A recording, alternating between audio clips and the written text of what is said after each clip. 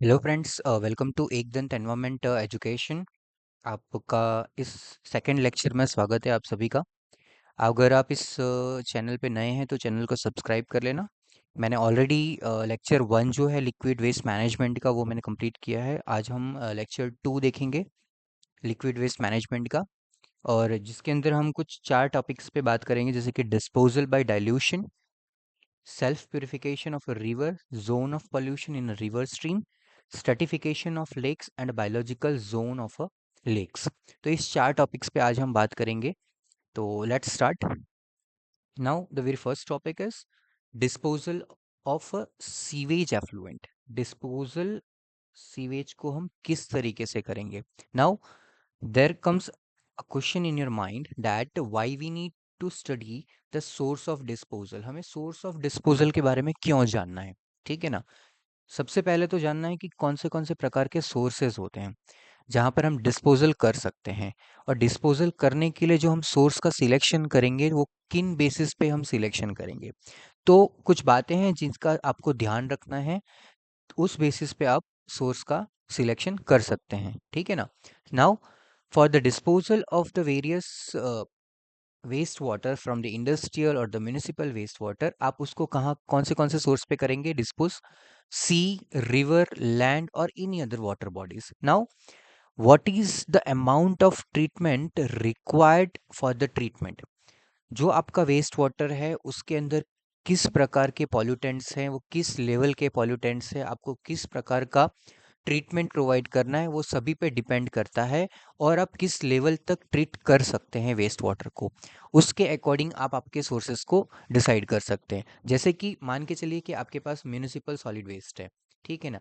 आपका एक बहुत ही छोटा सा गांव है, उस छोटे से गांव में से जो आपका वेस्ट वाटर निकल रहा है, म्यूनिसिपल वेस्ट वाटर, उसको आप बहुत ही अच्छे से ट्रीट कर लेते हैं, और आप with in the parameter, CPCB का जो पैरामीटर है उसके लिमिट में आप उसको ट्रीट कर लेते हैं। और आपके गांव के नियर में एक रिवर है, ठीक है ना।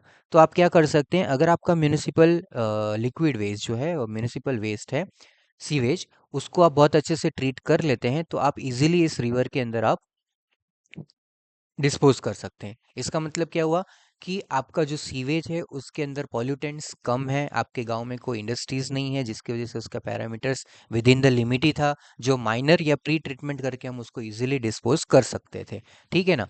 तो अमाउंट ऑफ ट्रीटमेंट मतलब हमें कितना ट्रीटमेंट प्रोवाइड करना है, वो डिपेंड करता है कि आपका टाइप ऑफ वेस्ट वाटर है उसके अंदर कहाँ कहाँ से वेस्ट वाटर ऐड हो रहा है, इंडस्ट्रियल, कमर्शियल, म्यूनिसिपल, सभी से ऐड हो रहा है। तो आपको अकॉर्डिंगली ट्रीटमेंट प्रोवाइड करना है। Next parameter is what is the sewage quality. Sewage की क्वालिटी क्या है और क्वांटिटी कितनी है। अगर बहुत लेस क्वांटिटी है, जैसे कि आप किसी विलेज से कर रहे हैं ट्रीटमेंट, वेस्ट वाटर निकल रहा है, तो बहुत कम क्वांटिटी में निकलेगा, तो आप उसको इजीली किसी छोटे से लेक के अंदर या तो फिर आप रिवर के अंदर उसको इजीली डिस्पोज कर सकते हैं, ठीक है। नेक्स्ट, अगर आप बहुत बड़े एक अर्बन सिटी की बात करते हैं, जैसे कि मुंबई हो गया, ठीक है ना, दिल्ली हो गया, तो ये बड़े बड़े सिटीज का क्या हो रहा है कि इसको हम रिवर के अंदर डिस्पोज नहीं कर सकते। तो ये बड़े सिटीज का जो वेस्ट निकल रहा है, लिक्विड वेस्ट, उसको डिस्पोज करने के लिए हमारे पास क्या है, सी। तो एक डीप सी मेथड के मदद से हम क्या करते हैं, उसको डीप सी के अंदर डिस्पोज करते हैं, ठीक है ना। ठीक उसी प्रकार, अगर जिस भी सोर्स के अंदर आप आपके वेस्ट वाटर को डिस्पोज कर रहे हैं, क्या वो सोर्स वो सभी इम्प्यूरिटीज को टॉलरेट कर सकता है, वो भी एक इम्पॉर्टेंट बात है, ठीक है ना। मान के चलिए कि आप किसी गांव से आपके म्यूनिसिपल वेस्ट को ट्रीट कर रहे हैं, या तो आप गांव में से जो निकल रहा है आपका वेस्ट वाटर उसको आप ट्रीट कर रहे हैं, और आपके आजू बाजू में ना ही कोई रिवर है ना सी है, तो क्या करेंगे, आपके वहां पर जो भी लेक होगा, ठीक है ना, बड़ा सा लेक होगा, उसके अंदर आप क्या करेंगे, उसको डिस्पोज कर देंगे। या तो फिर दूसरा एक मेथड है कि या तो आप उसको लैंड के ऊपर भी डिस्पोज कर सकते हैं। क्यों?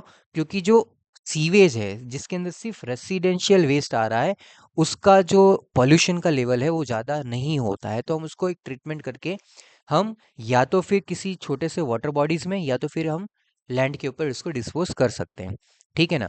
सिमिलरली हम पॉन्ड के अंदर वैसे वेस्ट को नहीं कर सकते। क्यों? क्योंकि वही एक सोर्स है जहाँ से जो विलेज के लोग हैं उसको पानी का इस्तेमाल करते हैं। तो डिपेंड करता है कि आपका जो सोर्स है वो छोटा है, आपकी जो सीवेज की क्वांटिटी है वो कितनी बड़ी है या क्वांटिटी थोड़ी है या ज़्यादा है, वो डिपेंड करता है, ठीक है ना। देन आपका जो सोर्स है, क्या वो सोर्स सभी इम्प्यूरिटीज़ को टॉलरेट कर पाएगा, वो भी एक इम्पॉर्टेंट फैक्टर है, ठीक है ना। तो these are the factors based on which we are deciding that whether the sewage is able to we are able to dispose the sewage on sea, river, land, or any other water bodies. Okay, so that is depending on the different factors. Okay, now next things, there are two ways of disposing the sewage effluents. दो veg हैं, या तो आप उसको dilution करिए या तो फिर एक आप उसको डिस्पोजल ऑन लैंड कीजिए। तो there are two methods, either you can dilute the waste water and then dispose it, either you can do the disposal on the land. We will see one by one what is this dilution and all that things. Next, disposal by dilutions. इसका meaning देखा जाए तो dilution का मतलब क्या होता है कि जैसे कि एक एग्जांपल दूं मैं आपको। आपने लेमन जूस लिया, वेरी कंसंट्रेटेड फॉर्म में लिया, ठीक है ना, कंसंट्रेटेड लेमन जूस लिया आपने, ठीक है। इसकी जो क्वांटिटी है, मान के चलिए कि आपने 2 से 5 ml का लेमन जूस निकाला, बहुत ही कंसंट्रेटेड, ठीक है ना।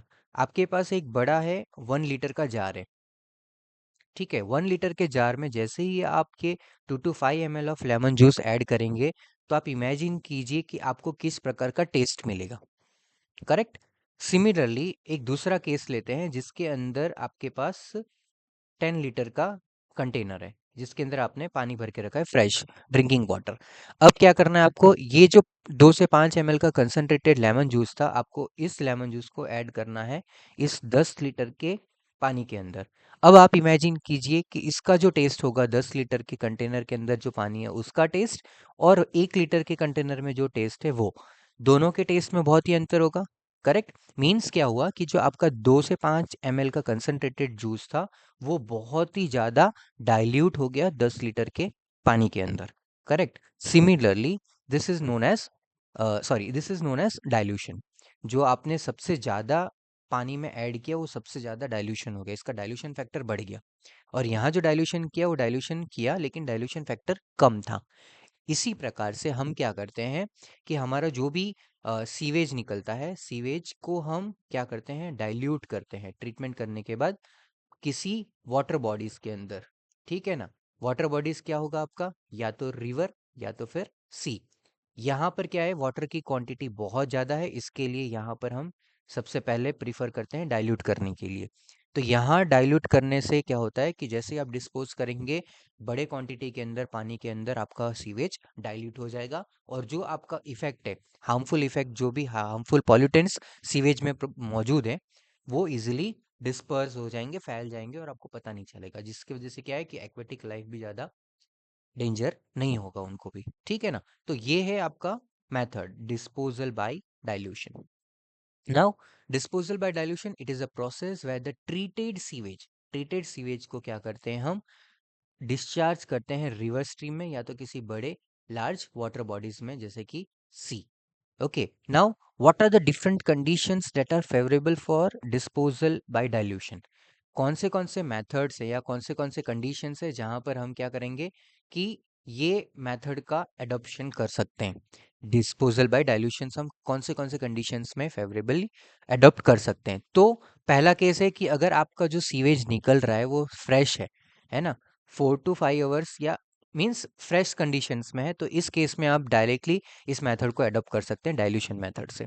नेक्स्ट, अगर आपका जो वाटर बॉडी है जहां पर आपको डाइल्यूट करना है, वहां पर बहुत ही high percentage of dissolved oxygen available है, उस केस में क्या कर सकते हैं आप, डिस्पोजल बाय डाइल्यूशन का मेथड यूज कर सकते हैं। थर्ड प्रोसेस या थर्ड फेवरेबल कंडीशन क्या है कि जैसे कि आपका जो वाटर बॉडीज है जहां पर नेविगेशन नहीं किया जा रहा है, वैसे वाटर बॉडीज में आप डाइल्यूट कर सकते हैं। जहां पर नेविगेशन होता है, जैसे कि हमारा जो गंगा रिवर है उस पे वाटर नेविगेशन हम करते हैं, तो उस नेविगेशन के पाथ पे आप डाइल्यूशन नहीं कर सकते या डिस्पोजल नहीं कर सकते, ठीक है ना। तो उसके लिए क्या है कि आपको एक सीपीसीबी का जो लिमिट है सीपीसीबी के लिमिट के अकॉर्डिंग प्रॉपर ट्रीटमेंट करने के बाद ही आपको फाइनल अप्रूवल मिलेगा और फिर आप डिस्पोजल कर सकते हैं इसके अंदर भी, ठीक है ना।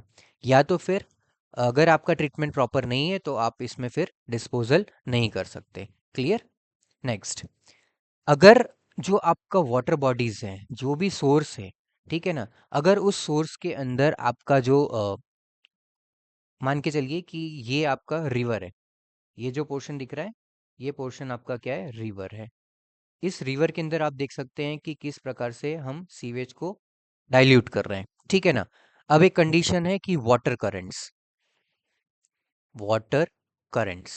If water currents of a river is a very high, river का जो वाटर करंट है वो बहुत ही ज़्यादा है, तो आप क्या कर सकते हैं, बहुत अच्छे से इसके अंदर सीवेज को ऐड कर सकते हैं और आपका जो सीवेज होगा वो बहुत ही अच्छे से इसके अंदर डाइल्यूट हो जाएगा। But in other case, if your river water का करंट अगर बहुत ही लो है, लो कंडीशन में क्या है कि आप जैसे ही सीवेज को इसके अंदर ऐड करेंगे वाटर में, तो ये क्या होगा ना कि ये बहुत ही दूर तक डाइल्यूट नहीं हो पाएगा और वो एक लिमिटेड एरिया के अंदर ही क्या होगा, स्टक रह जाएगा, वो वहीं जमा हो जाएगा और उसको पूरा का पूरा क्या कर देगा, गंदा कर देगा। So it is very important that the location और the place where you are disposing the water in a river, it should have a sufficient water current, it should have a sufficient water current। अगर flow नहीं है तो आप please ऐसे water bodies में disposal prefer नहीं कीजिए, ठीक है ना। Next, the when the outfall sewer of a city or treatment plant is situated near to the some natural water is having a large volumes। देखिए दूसरा क्या है कि अगर आपके सिटी के पास में या आपके वाटर ट्रीटमेंट के पास पास में एक बहुत ही बड़ा, this is your water treatment plant and you are having a large water bodies near to this, then you can prefer the this method, dilution method। तब जाके आप डाइल्यूशन मेथड इस्तेमाल कर सकते हैं। क्यों? क्योंकि आपका जो सीवेज है, जो आपके पास मान के चलिए कि 10 लीटर का जो सीवेज है, उसको आप इजीली 500 लीटर या 5000 लीटर्स ऑफ वाटर में आप उसको इसको डाइल्यूट कर पा रहे हैं, ठीक है ना। So these are the some of the favourable conditions which is you consider while disposing in a river or a sea। ये सब डाइल्यूशन कंडीशंस हम देखते हैं फेवरेबल है या नहीं, उसके अकॉर्डिंग हम सोर्स का सिलेक्शन करते हैं। Next, dilution of sewage in a river and the self purification of a natural stream means क्या, नेचुरल स्ट्रीम जो भी है आपके यहाँ, जैसे कि मान के चलिए कि रिवर है, सी है, वो सेल्फ प्यूरिफिकेशन मेथड को यूज करती है ना। वो अपने आप को क्या करती है, प्यूरिफाई करती है। वहां तो कोई जाता नहीं है केमिकल ऐड करने के लिए ताकि वो रिवर को हम प्यूरिफाई करें, correct. So natural streams with the help of natural forces they are purifying themselves। Now what is happening, no, whenever we are discharging a sewage into a natural water bodies, the water bodies get polluted due to the waste product that is present in that sewage। Sewage के अंदर जो भी waste product available है वो क्या कर रहा है, उस वाटर बॉडीज को, नेचुरल वाटर बॉडीज को हार्म कर रहा है, पॉल्यूट कर दे रहा है। लेकिन क्या है, जैसे ही हम उस वाटर बॉडीज को वाटर बॉडीज के अंदर डिस्चार्ज करते हैं, तो ये कंडीशन जो है पॉल्यूशन का वो एज इट इज़ नहीं रहता। कुछ समय के बाद देखेंगे कि कुछ कंडीशंस ऐसी बनती है, कुछ नेचुरल फोर्सेस ऐसे होते हैं जिससे ये जो रिवर है वो अपने आप को क्या करता है, प्यूरिफाई कर लेता है। जैसे कि कौन से कंडीशंस है, dilution, then sedimentation, then oxidation and reductions. ये सभी नेचुरल प्रोसेसेस कब काम कर रही है, in the presence of sunlight, sunlight की मदद में ये सभी चीजें हो रही है। डाइल्यूशन हो रहा है, डाइल्यूशन होने के बाद जो उसके अंदर सॉलिड पार्टिकल्स है वो कुछ समय के बाद देखेंगे कि वो धीमे धीमे धीमे with the help of a gravity they are settling at the bottom of the river. Then oxidation हो रहा है, क्यों? क्योंकि ये आपका रिवर है और नेचुरली एटमॉस्फेयर से जो ऑक्सीजन मिल रहा है उसकी वजह से क्या हो रहा है, यहाँ पर सरफेस पे ऑक्सीडेशन प्रोसेस स्टार्ट हो गया है। Then comes your reduction. Reduction कब होगा, कि जैसे ही रिवर के अंदर आपका सीवेज ऐड होगा, कुछ माइक्रोब्स अंदर होंगे, कुछ बैक्टीरियाज होंगे, तो वो क्या कर रहा है, आपके वेस्ट को डिग्रेड कर रहा है, करेक्ट।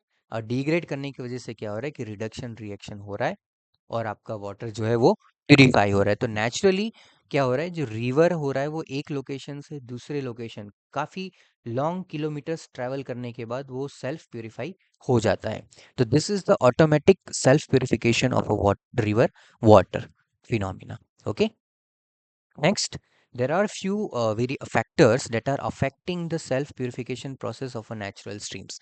कुछ natural forces होते हैं, कुछ natural factors होते हैं जो इस self purification process को अफेक्ट करता है, या तो फिर पॉजिटिवली या फिर नेगेटिवली। तो कौन से फैक्टर्स है? First factor is dilution and dispersion, okay, then sedimentation, sunlight, oxidation, reduction, ये सभी तो हमने अभी देखा। Next is your temperature during the sunny days. Sun time पे क्या होता है कि आपका जो डेंसिटी है वाटर का वो लेस हो जाता है। तो लेस होने की वजह से क्या होता है कि ऑक्सीडेशन रिएक्शंस भी फास्ट हो जाता है, माइक्रोब्स अच्छे से वर्क करते हैं और आपका प्यूरिफिकेशन रेट बढ़ जाता है। Then comes your turbulence. Turbulence is nothing but your flow current. Flow current जो है पानी का, उसकी वजह से कुछ टर्बुलेंस बन रहा है और वो क्या कर रहा है कि आपके जो वाटर है, जो मिक्स्ड वाटर है ना, वे water, fresh water plus your sewage, वो दोनों को क्या कर रहा है, प्रॉपरली मिक्स कर रहा है। प्रॉपरली क्या कर रहा है, मिक्स कर रहा है ना, because of this turbulence, and hence it is getting purified. Next is hydrography, then amount and the type of organic matter. कितना ऑर्गेनिक मैटर आपके वेस्ट वाटर में प्रेजेंट है उस पर डिपेंड करता है कि आपका प्रोसेस कितना जल्दी होगा, है ना, प्यूरिफिकेशन कितना फास्ट होगा। वो डिपेंड कर रहा है आपके ऑर्गेनिक लोड के ऊपर, ऑर्गेनिक लोड के ऊपर। Then the rate of reaeration means generation of oxygen. जैसे ही आप आपका वेस्ट पानी के अंदर ऐड करेंगे, रिवर में ऐड करेंगे, तो उसका डीओ का लेवल क्या होगा, डिक्रीज होगा। And after few travelling to few kilometres और आफ्टर सम टाइम्स और after a day what will happen, the DO level will increase. Why? Because the water gets purified. जैसे ही प्यूरिफाइड होगा water DO का level भी बढ़ जाएगा, that is the rate of reaeration. Next is the zone of pollution in a river stream. River stream के अंदर कुछ जोन ऑफ पॉल्यूशंस होते हैं। मैं जैसे कि मैं आपको एक बता दूं पिक्चर यहाँ पर, ठीक है ना। देखिएंगे, अब आप ये देखेंगे कि ये जो है वो आपका जीरो है ना, यहाँ पर आपका जो है वो 0% ऑफ डिजॉल्व ऑक्सीजन का ये एक ग्राफ है, ठीक है ना।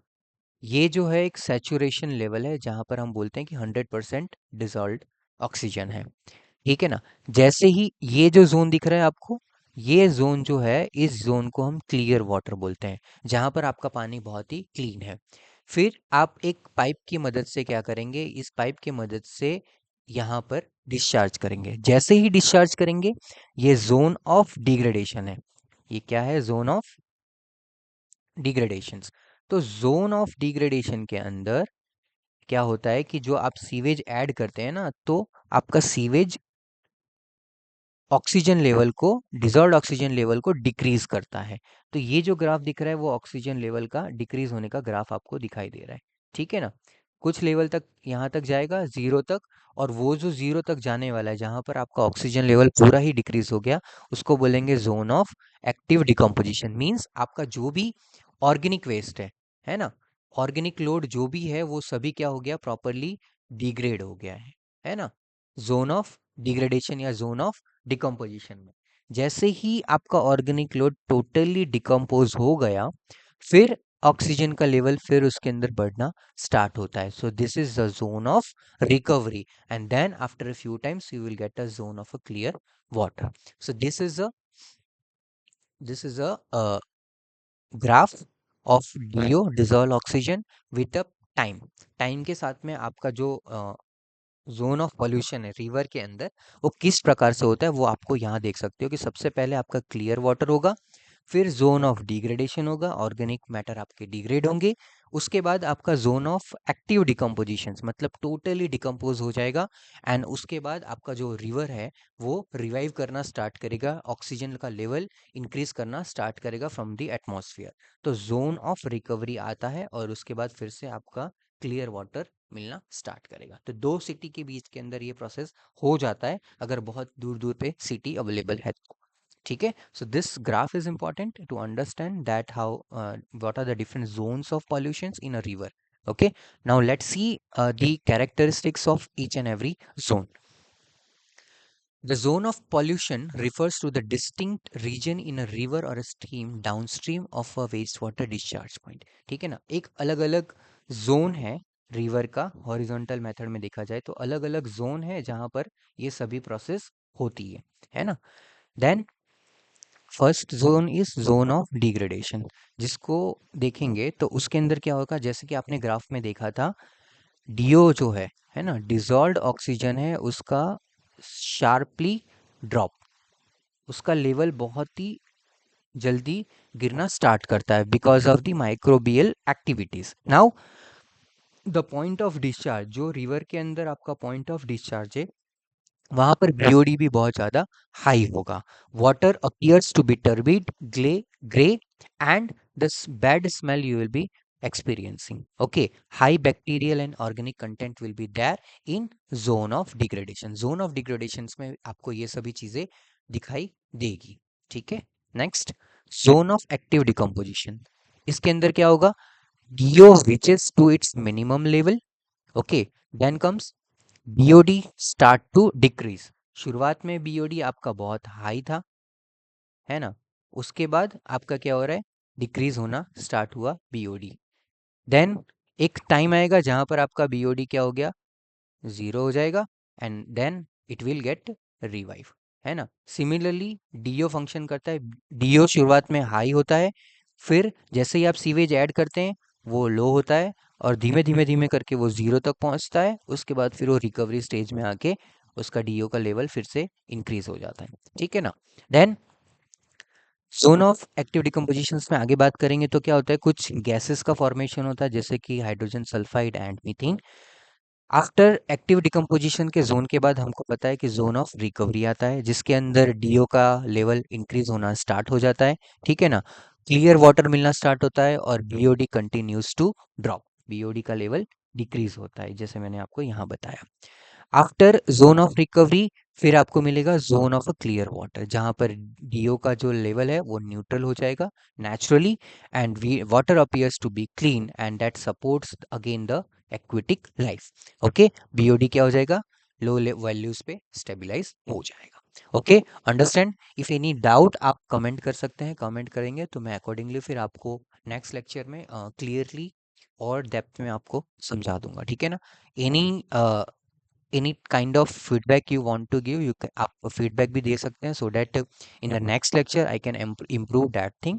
and okay, next, ये मैंने आपको समझा दिया zone of pollution. now next topic is our is a stratification of lakes. lakes का stratification होता है based on the thermal, वो किस प्रकार से होता है वो भी देखते हैं. ठीक है ना. तो the lake stratification is generally a vertical separation of a lake into distinct layers due to the temperature difference and density. Temperature difference and density की मदद से वर्टिकली, है ना, वर्टिकली जो सेपरेशन हो रहा है लेक वाटर का, उसको हम स्ट्रेटिफिकेशन ऑफ लेक कहते हैं. Now there are few layers, कुछ लेयर्स होते हैं जैसे कि यहाँ देखोगे. First, the top most layer which supports the aquatic life, जो सपोर्ट करता है उसको हम बोलते हैं epilimnion layer. This is known as epilimnion layer. उसके नीचे का जो लेयर होता है second layer, this is your first layer. Second layer is known as a thermocline layer, और sometimes this is known as a metalimnion layer. Okay, इसको metalimnion layer भी बोलते हैं सेकेंड लेयर को. And after that the third layer is your hypolimnion layer, that is a bottom layer. Okay, so lake is divided into these three layer. First is epilimnion layer, second is thermocline, and third is your hypolimnion. Now अगर हम thermal स्ट्रेटिफिकेशंस को देखेंगे temperature के basis पे, तो क्या होगा, जो एपिलिम्नियन का लेयर है वहाँ पर आपको टेम्परेचर क्या मिलेगा, अराउंड 30 के आजू बाजू, मीन्स जो एटमॉस्फेरिक टेम्परेचर होगा वो टेम्परेचर आपको एपिलिमिनियन लेयर में मिलेगा। जैसे ही आप deep towards the bottom layer की ओर आप मूव करेंगे तो आपका टेम्परेचर का जो लेवल है वो देखेंगे ग्राफ में, वो डिक्रीज होना स्टार्ट होता है and near about 4 degree centigrade तक जाता है bottom layer of the lakes. Okay, let's see the characteristics of all the layers one by one. First one is your epilimnion top layer. It is warm, well mixed and oxygen rich. Oxygen rich होता है पूरा का पूरा, और ये ज़्यादातर top surface पे होने की वजह से विंड एंड एटमॉस्फेयर के साथ वो इंटरेक्ट करता है, and this layer supports the aquatic life. Okay, the second is known as a metalimnion, also called as a thermocline layer. Okay, this is a middle layer. There is a sharp temperature gradient, means what, the temperature is sharply shifting from 30 degree centigrade towards the 4 degree centigrade. This is a rough figure, not the exact figure. The figure is not important to remember. Just you have to remember that there is a temperature gradient in a second layer. Second layer में temperature gradient होता है. Second layer also act as a barrier to mixing between the surface and the bottom. Surface layer और bottom layer के बीच का एक barrier होता है मेटालिमियन, that is a thermocline layer. Okay, and there is a poor oxygen percentage in this layer. The third bottommost layer is known as a hypolimnion layer. यहाँ पर आप देखेंगे कि टेम्परेचर ठंडा होने की वजह से it is cold, dense and oxygen percentage is very less. Okay, then decomposition of the organic matter continues consuming the oxygen. Oxygen को consume करता ही रहता है decomposition होने की वजह से, and this makes the layer anoxic, and this leads to nutrient and metal release from the sediments. Next topic, this is the biological zone in a lake. Lake के अंदर बायोलॉजिकल जोन्स होते हैं। Biological Jones means biologically क्या वो functions करेंगे वो। अभी आपने देखा कि जो स्ट्रेटिफिकेशन ऑफ लेक्स था वो ये है, राइट, एपिलिमियन, थर्मोक्लाइन एंड हाइपोलिमियन, करेक्ट। अब आप देखेंगे कि बायोलॉजिकल जोन्स कौन से होता है। तो ये जो आपको फर्स्ट जोन दिख रहा है यहाँ से, okay, this zone is known as littoral zone. Okay, littoral zone. Then the layer that supports the plant, ये जो लेयर दिख रहा है बॉटम लेयर तक, इस लेयर को हम क्या बोलते हैं, benthic zone. Okay, and then this is your euphotic zone. यहाँ से जो ऊपर ये वाटर लेवल के ऊपर का जो पोर्शन दिख रहा है ना, इसको हम बोलते हैं euphotic zone, and the bottommost portion is known as a profoundal or aphotic zone. Okay, other zone is your limnatic zone. Okay, इस पोर्शन से अगर क्वेश्चन आना होगा तो आपको ये littoral zone and benthic zone से क्वेश्चंस आ सकते हैं कि which zone, question will be like which zone supports plants, which zones supports plants in lake, and as per the option you can select either the benthic zone or a littoral zones. Okay, clear? If you have any doubt you can please comment in the comment section so that I can improve that things and I can give a better answers to your topics in the upcoming lecture series. Thank you for watching Ekdant Environment Educations, and if you are new to this channel please subscribe it and motivate me so that I can make you a wonderful. My full dedication is that I should provide you the contents from the best books like Metcalf Eddy. I am referring the Metcalf Eddy, okay, for wastewater engineering. Then Christian and Karya, okay, Christian and Karya. Then comes your S.K. Garg, Volume 2, Sewage, okay. Then other is Kasim, Volume 1 and 2. Okay, so you can volume 1 and 2 for the designing. So these are the best books of the wastewater engineering, but you are not having a sufficient time to read the books. So I am doing the extract of that thing, making the making a content and then delivering to you. मैं उस हिसाब से contents को prepare करके आपको deliver करता हूँ. Okay, so please channel को subscribe करना and motivate me for more this such lectures. Thank you so much, friends.